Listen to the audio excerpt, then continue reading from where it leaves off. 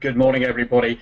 It was back in 2009 that I launched a business called Linked2Success. By that time, LinkedIn had been around for 5 years, and here we are now in 2016 with a network of LinkedIn users that has exceeded now 430 million worldwide. And back in 2009, when I formed my business, that would have been 43 million. So we've got a phenomenal growing platform, and social media generally, of course, is growing at a significant rate. But the goal today, of course, is to look specifically at LinkedIn and say, how do we create new market opportunities, new business, and new sales using this tool? So let's get started. A lot to cover this morning. And we are going to start off with a poll. And one of the first questions, I suppose, would be to ask you what you're hoping to take away from this LinkedIn webinar today. So I'm going to give you a few moments just to press your desired button, and we'll take a look at some of the responses that are coming in. So, and while you're doing that, let me just explain that back in 2009, when I started my business, I was a relative novice user of LinkedIn. Someone had introduced me to it a year before. I created a profile, as many people do. I let it sit there, did very little with it, until somebody showed me the light, or more importantly, I ended up actually receiving an inquiry for a piece of coaching work that a client wanted, which came directly through LinkedIn. Since that time, as we got to understand LinkedIn and social media more, we've built a business now where we work all over Europe, work with clients on a coaching basis in the States, and companies such as FedEx, the British Red Cross, Deloitte, a large number of professional services firms, universities and business schools all around the UK, and the HEC in France. We've grown a business now helping people really cut through all the hype around social media and LinkedIn particularly, and get them to use it more effectively as a tool to reach out to new business opportunities and strengthen relationships with their clients. So it's been a very rapid journey in the last 6 or 7 years, but one that has seen us grow a business on the back of helping other people get the most from LinkedIn. So how are we doing with the poll question at the moment? Yeah, how to position my expertise. Let's have a look at some of the questions coming in. Understanding the right etiquette, really important question asked a lot, really. When I connect with people, what is it I'm supposed to do? How should I behave? And there is quite often a real fear around this that I found from experience. And understanding how you should write your LinkedIn profile is another one I think we can see there, and how to attract potential clients. And yeah, here's a really important one just coming through. How to fit LinkedIn into my working day. Right, okay, I'll make sure we do cover that a little later on. Let's talk about, first of all, the opportunity with LinkedIn. And on this screen now, you can see that we said it's about engagement.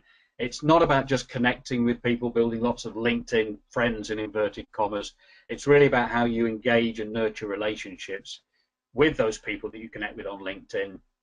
I'm going to look at that in some depth a little later on in the session. But here's the opportunity. If you imagine, whether you're in marketing, whether you run your own business, whether you're in sales, your opportunity historically to engage with your business network has been related to the number of people that you've ever met in business, the number of business cards you've collected, the size of your current database, and arguably the amount of money that you have to spend or throw at marketing. But along came a tool such as LinkedIn in 2003, 2004, and it says it really doesn't matter about the size of your company right now and how many people you've ever met. You have the same opportunity, even if you're working out of your bedroom, that a company does with very fancy offices and a massive marketing budget. You can reach out and invite people to connect. Of all the 430 million members that are out there on LinkedIn in 200 different countries and territories, and if you approach them in the right way, and you explain the services you have to offer, that you can offer maybe a more local service, that you can be more competitively priced than some of the bigger companies they've been used to dealing with before, but you can reassure and guarantee that you can deliver a service of equal value, then you have every chance of connecting with people on LinkedIn, having a conversation with them, and ultimately meeting with them. And this is why companies such as Deloitte, for example, have recognized that many smaller accountancy firms are using these types of tools to reach out and connect with their own target audience. And Deloitte have said we need to be providing smaller products that can compete with this market. because we are losing market share in certain areas because tools such as LinkedIn are allowing people to reach out clients in much more easily than they've been able to do before. Now, question for you. One of the things, and I think it's very much related to this, how do I fit LinkedIn into my working day? Because the challenge is LinkedIn is not a time-efficient site to use. Some of you will already have found that. The process of inviting people to connect, nurturing relationships with them, communicating with them, it's not a quick process at all. And my view on this is that LinkedIn is not going to be the tool for you to try and reach out to all of your target audience. And let me explain what I mean. When you market to people, there will be 60% of those people that you market to who just don't get you at all. They don't understand what you're doing, what your message is, and you can knock on the door as many times as you like. They're really never going to engage with you. You've then got another 38% of people, doing my maths right here, of people who they will understand who you are, what you message them will resonate with them on occasions. Some of them will turn into clients, they'll be good clients, others will be a complete pain in the neck for you. But then you'll have this 2%. You'll have 2% of people who absolutely get what you do, that will engage with you on LinkedIn, they'll respond to your discussions, they'll respond to your messages, and they will typically be your ideal client. The one that if you did meet with them, that turned into business, would change your year, in effect. Now, those 2% of people you can spend time with on LinkedIn. You can nurture relationships with them. You can engage with their posts and discussions on LinkedIn. And you're going to have time to do that in maybe 30 minutes a day or an hour or whatever you might allot. So it's really important to recognize that LinkedIn will probably be the tool that you'll use to engage with the really important 2% of contacts that you want to meet with. Don't think of it as this tool that you're going to be able to market to the whole world and get a really effective response from. Now, hopefully that takes a bit of pressure off if you're thinking, gosh, I've got to use LinkedIn to try and generate as much business as possible. Look at it from the point of view of who is your ideal target market and use LinkedIn to build relationships with those people. Now, LinkedIn is a people site. In the main, it's the personal LinkedIn profiles that will do all the relationship building. People buy from people. And one of the things I say when people ask me what should I put on my LinkedIn profile is, first of all, don't copy and paste information from your website. Secondly, don't write it as a CV. Try and put yourself in your ideal customer's shoes and imagine that your LinkedIn profile is an extension of you. It's literally as if I've met you at a networking event. And when I ask you what it is you do, I get to see you, I get to see how passionate you are about what you do, and you'll tell me who you are as a person and what you do as a job role. And your LinkedIn profile should be written and created very much in that style, that if I read it and see the photograph of you that's on there, it's almost a virtual extension of you as if I'd met you in a networking event. But people buy from people, and it's the way that you engage that's going to be really critical for you to be successful on LinkedIn. In fact, the Chartered Institute of Marketing have said that trust has actually become the new green as far as marketing is concerned. Now, what do they mean by that? They mean that pre-recession, just about all the discussion about successful business was about how green, how environmentally friendly we were. And then we had the recession, and a lot of people came out of that recession intact. A lot didn't, of course, but those that came out intact said, we've had a pretty rough ride here. We've had our fingers burnt. We're going to be much more cautious in terms of who we do business with. So one of the first things we're going to do, if we're approached by a company, or even if we approach them as a potential supplier, first of all, I want to know much more about them. Well, make sure that your LinkedIn profile really clearly demonstrates who you are and what you do and what value there is in doing business with you. Likability has actually become really important as well. Do I like you? Do you come across as a person on your LinkedIn profile and someone I'd like to engage with? Or again, is it just a copy and paste of your website? But ultimately, trust is the main issue for businesses. And I've had clients say to me, Steve, well, how do I demonstrate trust on a LinkedIn profile before they've ever got to speak with me or meet with me? Now, one of the things that you could consider doing there is to look at the quality and the number of personal recommendations that you have on your LinkedIn profile. Have you connected with your clients? Have they provided you with a written recommendation? And if I'm considering you as a potential supplier to my business, when I look at those recommendations, are they from really good quality people? And do they clearly explain what was great about the services that you provided that client with, and specifically what some of those outcomes were? Now, if I see that on a LinkedIn profile, I can see a real genuine person who's provided that recommendation, rather than reading a testimonial page on a website that, quite honestly, you could have typed out yourself. I know that's not the case, but with a LinkedIn profile, I can actually, if I want to, go and engage with the person who's provided the recommendation. So whenever you communicate on LinkedIn, from your profile through to the messages you create, put yourself in your customer's shoes and say, am I giving sufficient information that people can make an informed decision about who I am and what I do? Am I coming across in a likable way? And am I building an element of trust in the relationship process with that potential customer? Now, LinkedIn forms really, or is built upon two basic principles. One is your profile. It's your shop window to the world, in effect. We'll have a quick look at that in a moment. The second part of it, though, is building a sustainable network of people that ultimately are going to do business with you. And as I mentioned, hopefully you're 2%. Now let's have a look at the process. How does the process work ideally in terms of building relationships with people on LinkedIn? Well, it starts with you initially inviting someone to connect, of course, or they invite you, and they end up here in the center of the screen here, literally a virtual handshake, as if I've met you at a networking event, and exchange business cards. On the outside here, we can see that this person has brought with them their own first-degree network, which are now just one step away from us, and very easy to engage with and invite to connect. Now, with those that we have a first-degree relationship with, the goal then is to build know, like, and trust with them. And we do that through relevant content marketing. What's relevant content marketing? I would say if you connected with me and you ultimately wanted to meet with me to demonstrate your services, then you need to share with me over a period of time the value that you may be able to offer me.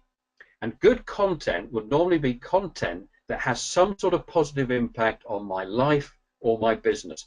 It could be case studies of other clients that you've worked with where you've solved issues and problems that are relevant to me because you've looked at my profile, you understand what my issues are, you've looked at some of the discussions or some of the questions maybe I've asked on LinkedIn, you've got to know me virtually and are therefore able to provide content to me that I find useful. Now that could be content shared as a post and an update that I happen to come across, or it could be on a one-to-one basis where you message me.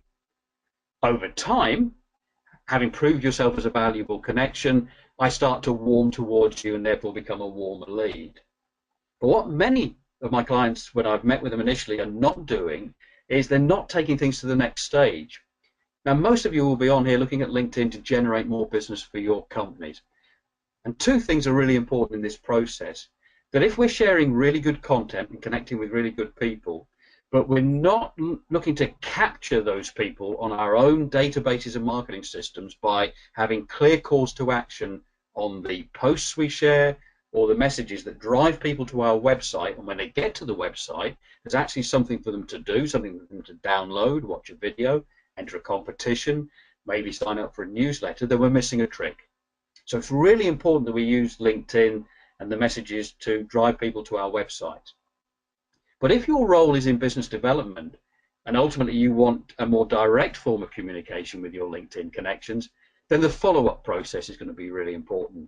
And most times that's either going to be a direct email to those people, offering them an invitation to meet with you, or it's going to be about picking up the phone. But for many people that use telesales as part of their business development, I say if you're prepared to spend a little bit of time finding out more about those people you want to do business with via their LinkedIn profiles, nurture a relationship with them on LinkedIn through a really good content marketing strategy, then when you go to make that phone call, it's no longer a cold call. It's a much warmer call.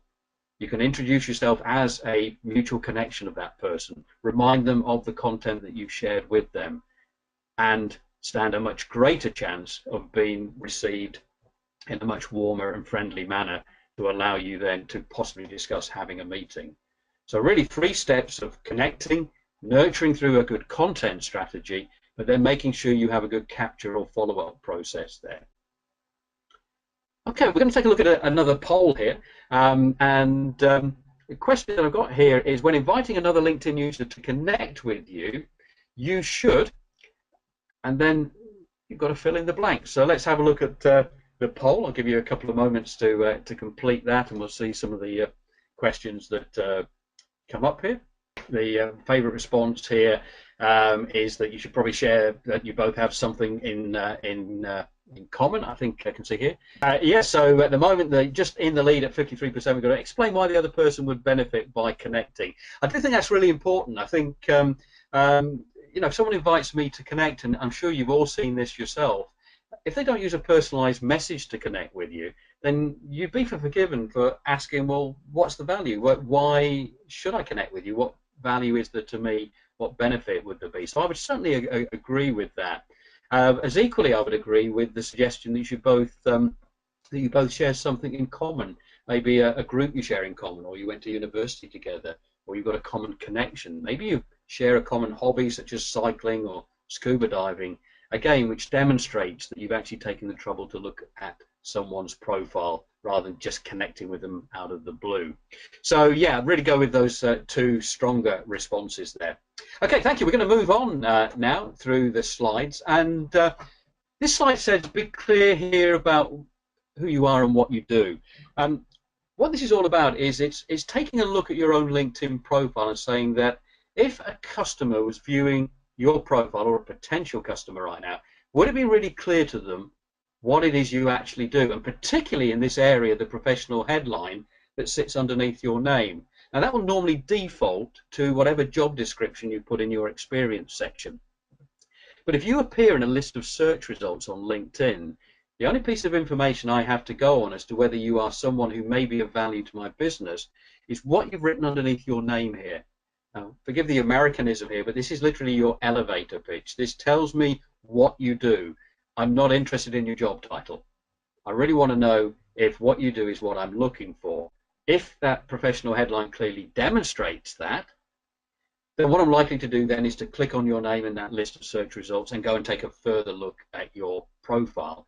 So I would really encourage everyone to look at the professional headlines of yourself and your team members and say, is that 120 character professional headline clearly demonstrating what we do, and does it also include keywords, because key search words are a fundamental part of LinkedIn when people are looking for your services. So you can see that I've clearly included the keywords of LinkedIn and social media in my professional headline there.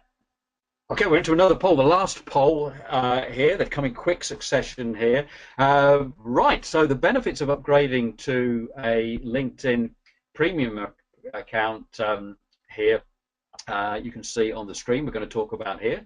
So I'll just give you a moment or two to fill in that question and response, and let's see what responses we get here. Right, the benefits of upgrading. Yeah, what are some of the key ones? Very strong response. 69% at the moment, that you can see everyone who's viewed your profile in the last 90 days. And yeah, it is one of the values actually there, that when you take a look at who's viewed your profile, LinkedIn, if you have an unpaid account, will only show you the last 5 people who viewed your profile in the last 90 days. As soon as you upgrade to any of the business accounts, then you'll be able to see retrospectively everyone who's looked at your profile over the last 90 days. However, is that a good enough reason to be paying possibly £35, £39 and more a month for a LinkedIn premium account? Well, you may see value in that as well as some of the other features. But my argument would be, well, why not just log into your LinkedIn account at least a couple of times a day to catch in rotation those people that have been viewing your profile while you're on a free account? Unless you're getting a really high level of profile views, where I would suggest we'll just log in more often, I'm not convinced that's a good enough reason to be paying that sort of money. Yeah, also connecting with people who are third-degree connection. You can actually do that now. And just a little tip for you: if any of you recently have been opening up someone's profile who's a third-degree connection and only seeing the option of send an in-mail, just go to the little drop-down arrow to the right of the send an in-mail box. Open up the drop-down menu and you will see the connect option there. LinkedIn are discreetly hiding this on the assumption that you will believe you need to upgrade your account there. But just take a look at that little tip, and you will see there is an option to connect even with third-degree connections now.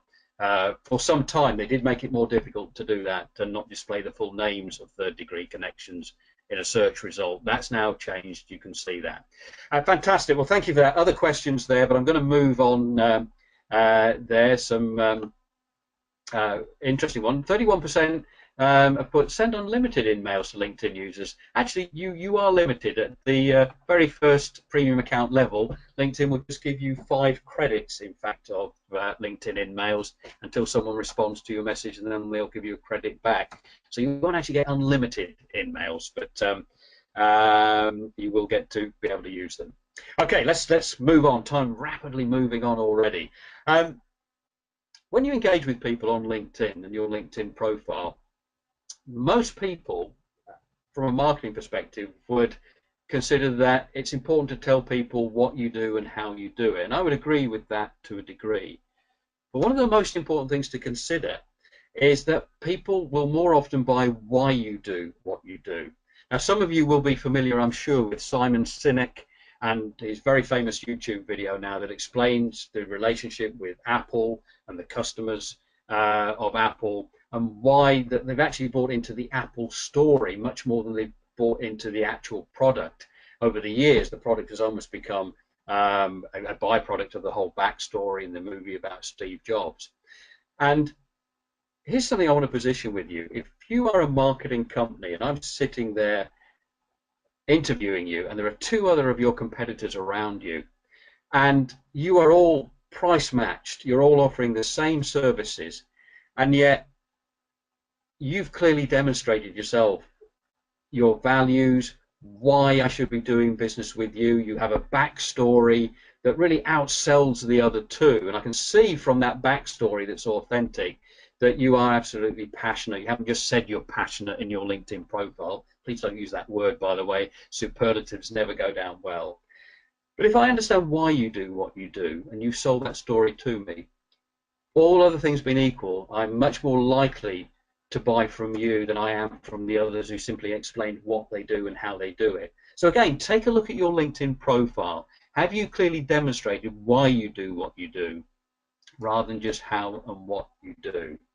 And the place that you're likely to do that is going to be on your LinkedIn summary section. This section that typically would be the first section I would want to read on your profile, that would come before your experience, your current and past jobs, and your opportunity to use up to 2,000 characters of text to clearly demonstrate your backstory, to explain to clients why you do what you do, how you do it, to maybe even add some of the companies that you've worked with.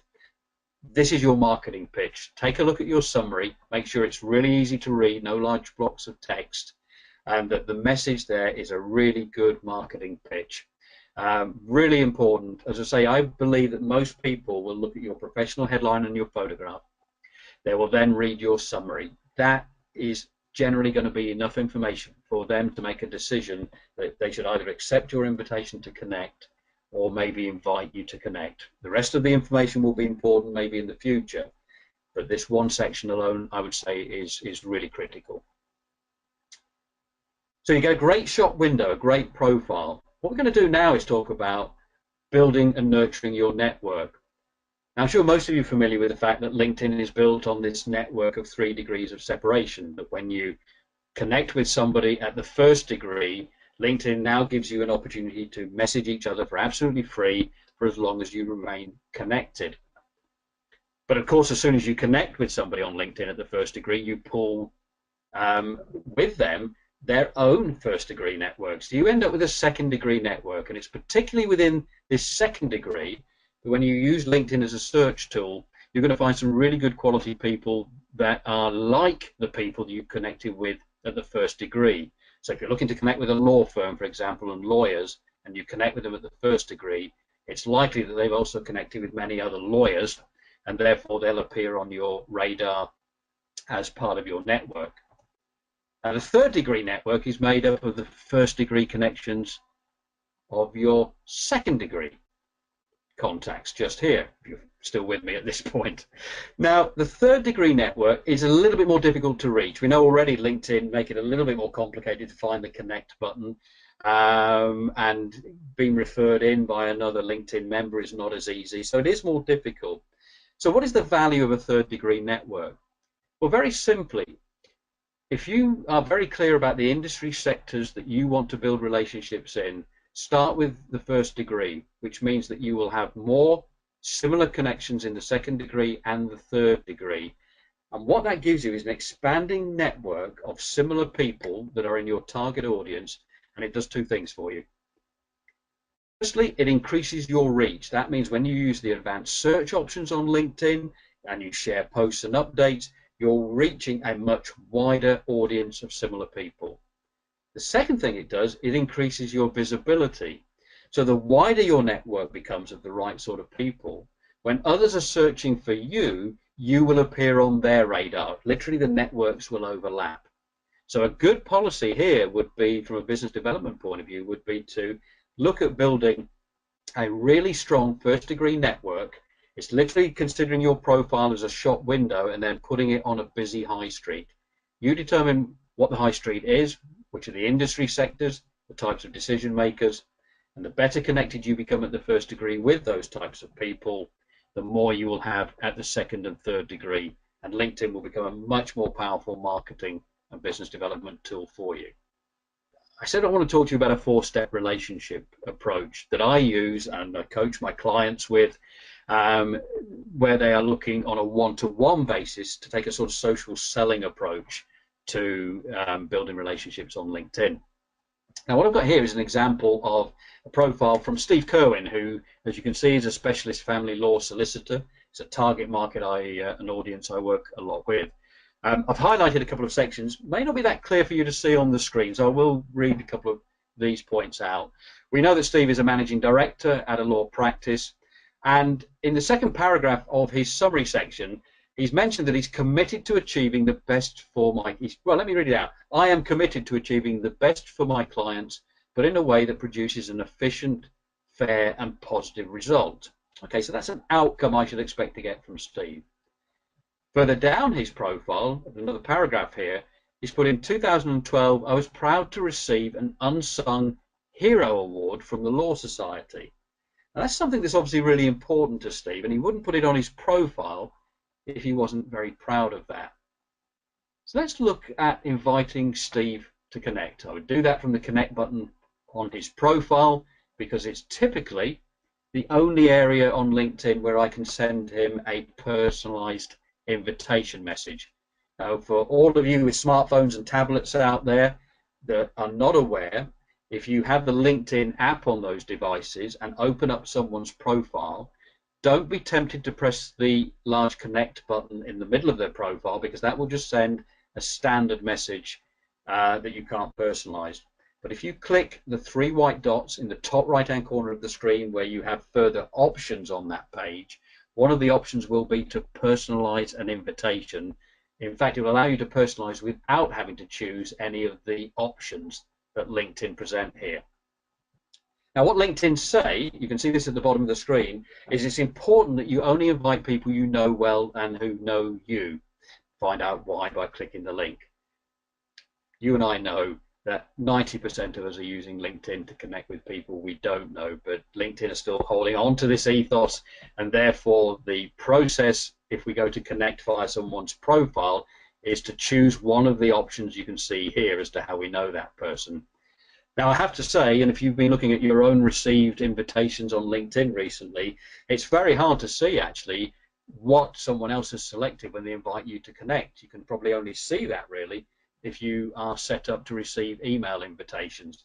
So on that basis, I tend to choose most times when connecting with someone I don't know the friend option, only because it doesn't ask me to choose or select any other specific options, and the option that says other of course requires me to have an email address. What I do know from all the research we've done over the years is the option you select is nowhere near as important as the message you send. And in this case, my message to Steve, and I am limited to just 300 characters here, should resonate with Steve, because what it should tell him is that I've read his profile. The comment you can see there about how important it is that he achieves the best for his clients, and I've referenced his unsung hero award as well. So have you taken the trouble to look at someone's profile? Have you referenced in the message to connect something that's important? Now, it is important to be authentic here. Don't be tempted to send a sort of cheesy message because you've seen something that you think might give you a few extra brownie points. Getting the authenticity right is not always easy. So spend a little time, just look at that and say, if I receive that, would that look like a genuine message? Really important. Now, once you've connected with Steve, how do you nurture a relationship? And the next step is really this response message. Now, I'll often repeat the reason why I chose to connect with an individual in the first paragraph. My next line would be simply to say something along this line, such as, I'd be interested to learn how much LinkedIn plays a part, given the work I do, in how you nurture relationships. You know, how useful are you finding it? I'm not looking to sell my services. I'm not saying, you know, can we have a meeting? I'm looking to try and get into some dialogue and some sort of conversation. And I've got many examples in recent weeks, such as conversations with a large business development manager, a European director for a large automotive manufacturer in Europe, where just by asking these sort of questions, we got into a discussion which allowed me to build more know, like, and trust. So by asking these sort of questions, and that would be a fairly typical first response from me. Another one I use quite often is to ask very politely why the person was inspired to connect with me. What was it about my profile? That often gets really good responses as well. But asking a really good question that isn't leading towards you trying to sell something can be a great way to start a conversation. Now, as things move along, and I'm communicating more and more with Steve, my next message will be to share some content. You remember the content marketing strategy we talked about a little bit earlier on? And in this case, I can tell you that having looked at Steve's profile a little further down, I can see that under his personal interests, that one of the things that was really important to him was personal development. So I referenced that in the message, and I told him exactly where I'd seen this. And I came across an article, inserted the link here, from a group on LinkedIn and their website. And it was about the challenges junior lawyers face as far as career progression is concerned, something that if he's interested in personal development, I hope he would also be interested in. Now, I've dropped a little hint here that I do speak at events, so a little bit about my services without being overtly salesy, but I asked him a question. Do you feel that LinkedIn is being used by newly qualified solicitors enough? And from there, of course, we're hoping we're going to get a response from Steve and get into some form of dialogue. Now, over the period of a couple of weeks, sometimes only, if I've sent 2 or 3 messages, so I won't be stalking Steve every day, I'll be very careful that you don't overdo it, I'm continuing to build know, like, and trust with Steve by either engaging him in conversation or by sending relevant content, to the point that ultimately I want to reach this stage, an invitation to speak. This is not an invitation to come and sell something, and you can see in that second paragraph there that I reference the information that I've sent to him, or I thank him for responding, because Steve may not have responded, but I still will proceed with this message. I clarify if he's the right person that I want to talk to in the business, but I'm really interested at this point in just having a conversation to find out how important and how useful LinkedIn and social media are, because it's useful to me. I like to have these conversations, and if I can be of any value and share some ideas during that phone call with Steve and his company, I'd be happy to do that. So even at this stage, I'm not looking to sell. I'm simply looking to have a discussion, and if I can add some value to that discussion, I will do. And what we're talking about here really is relationship selling. It's about building sufficient know, like, and trust with people. But when it does get to that more specific conversation about can we have a meeting, that we've built enough know, like, and trust with them that they will have warmed to us, and it'll be a much warmer conversation. Now, I appreciate we're covering a lot of ground in a very short period of time here, but the message I really want to get across with it on LinkedIn is if you are putting yourself in the shoes of your customers, adding value to them through the communications that you're sharing, you will create a warmer pipeline of people who will want to do business with you. You've just got to be authentic and genuine, and not self-serving, thinking about how can I sell this product to the client, because that's where people tend to fall down. Now, as we come to the end now, the last 5 minutes, other things you can do on LinkedIn, of course, is sharing and promoting your expertise. And I'd highly recommend for any leaders within the business to take advantage of LinkedIn's publishing platform, whether it's once a fortnight, once a month, or even once a week. One of the strategies that have worked extremely well for me is to share my expertise and thought leadership on social media, where people can engage and tend to engage much more than they do on my website by liking, commenting, and sharing my blog posts. And one of my strategies then is to say, right, who's engaged with those posts? Who are the people that have liked it? Who's shared? Who's commented on my post? And LinkedIn will show you specifically who these people are, as you can see on the screen here. What I will do then is to look and say, are any of these in my 2% ideal target market? If they are, I will go back and either invite them to connect or message with them and say, thank you for sharing my post. What was it in particular about that post that resonated with you? All I'm trying to do again is to get into a conversation. So a really quick look at my approach and how I work with my clients in terms of developing really solid relationships using LinkedIn. And for those of you thinking, there's loads of questions I've got here, I want to learn a lot more about LinkedIn here, then here's an offer to you. Depending on the response, it might take me a couple of days and the team to get this out to you. But if you'd like to email us at info@linked2success.co.uk, you don't need to put a lengthy email to me, just put Get Digital in the headline with the hashtag there. Then I will send you a 36-page e-guide that I've written in PDF format that is a how-to guide from start to finish on how to use LinkedIn from a marketing and a business development point of view. Everything from creating your profile's professional headline through to using paid ads, through to managing your connections, whatever you need to know. So get emailing to me now, and over the next few days we will get this information out to you. If I can be of any help to you personally with your LinkedIn or social media strategies, please get in touch with us via the addresses you can see there. Check out our website. Be happy to have a conversation with you. Have a great day, everybody, and a great rest of your week.